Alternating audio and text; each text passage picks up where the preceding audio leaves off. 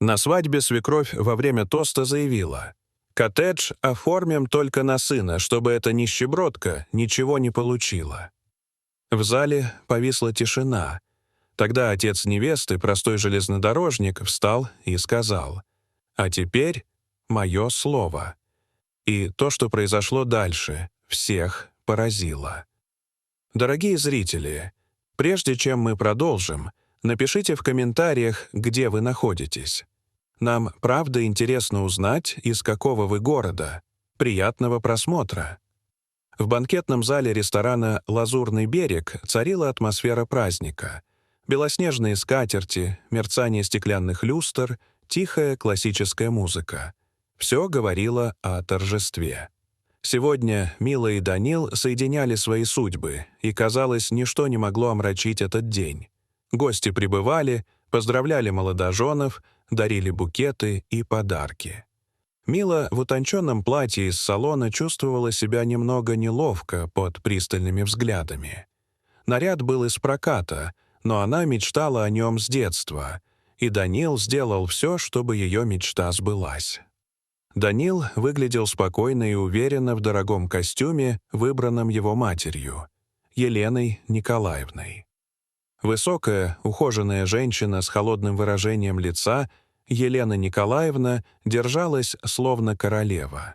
Для нее эта свадьба была не проявлением чувств, а отражением статуса. Мила взглянула на жениха. Он улыбнулся, и ее сердце чуть успокоилось. Они были из разных миров.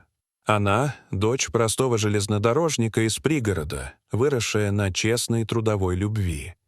Он — сын обеспеченной бизнесвумен, привыкший к роскоши и контролю. Со стороны Данила в зале были в основном деловые партнеры матери, важные, строгие, в дорогих нарядах. Со стороны Милы — ее семья, скромные, но искренне радующиеся гости. Особенно выделялся ее отец, Илья Иванович, крепкий, с добрым, но усталым взглядом. Его костюм был скромным, но одет он был с достоинством. Началась официальная часть. Ведущий шутил, гости поднимали бокалы. Мила и Данил улыбались, будто стараясь игнорировать неясное напряжение в воздухе. После пары тостов встала Елена Николаевна. Она элегантно отодвинула стул и, поправив платье, посмотрела на Милу с надменной улыбкой. «Дорогие гости», — произнесла она громко, — «сегодня замечательный день, свадьба моего сына. Мы с мужем решили подарить молодым коттедж в элитном районе». Гости зааплодировали. Мила вспыхнула. Она знала об этом подарке, но считала его не столь значимым.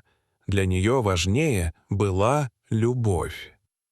Елена Николаевна подняла руку, призывая к тишине. «Но», — продолжила она, ее голос стал ледяным, «хочу уточнить, коттедж будет оформлен исключительно на Данила, чтобы, скажем прямо, эта провинциалка не получила ни клочка земли». Зал замер. Смех и аплодисменты моментально исчезли. Гости переглядывались, не зная, как реагировать. Данил опустил голову, будто стыдился сам себя. Мила сжалась от боли и унижения. Но она не ответила, только посмотрела на отца. Илья Иванович встал. Его движения были уверенными. Он прошел к микрофону под взгляды сотен глаз. Взгляд его был спокойным и твердым. Он не собирался мстить. Он собирался говорить по-человечески. «Добрый вечер», — сказал он. «Я не оратор, я человек простой. Всю жизнь поезда вожу. Но дочь свою люблю так, как, наверное, немногие тут любят деньги. Она у меня выросла в тепле, без золота, но в любви.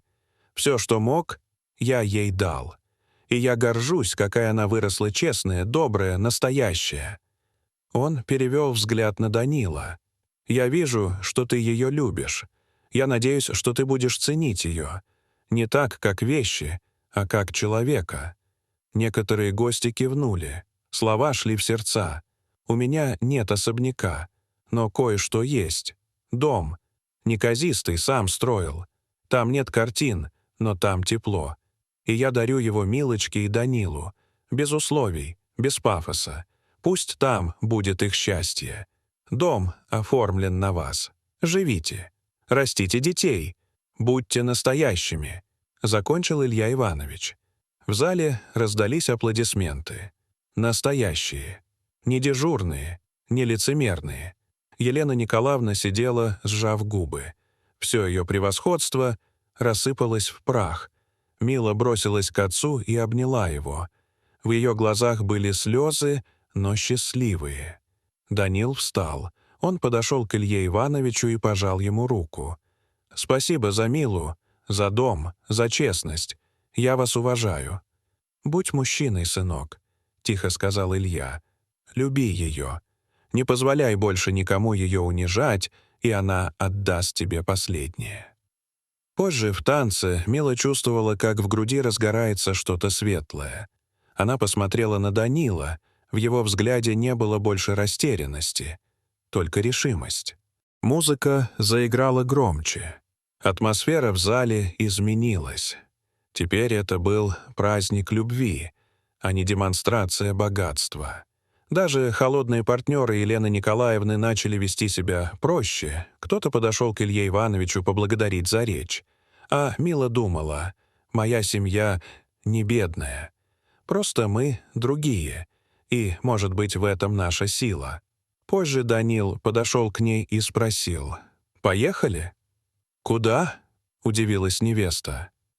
«Домой, к нам, в наш дом, к твоему отцу, там, где все настоящее». Он подошел к матери со словами: «Мам, мы уезжаем, не обижайся». Елена Николаевна посмотрела на него с удивлением и страхом. Она поняла, что потеряла контроль. «Куда?» — выдохнула она. «Домой», — коротко ответил он и взял Милу за руку. На крыльце их ждал отец. Он открыл дверь и сказал: «Добро пожаловать домой». Дом был скромный, деревянный, с цветущим садом. Внутри тепло, запах свежей выпечки, в гостиной — камин. «Здесь наш дом», — прошептала Мила. «Спасибо, папа».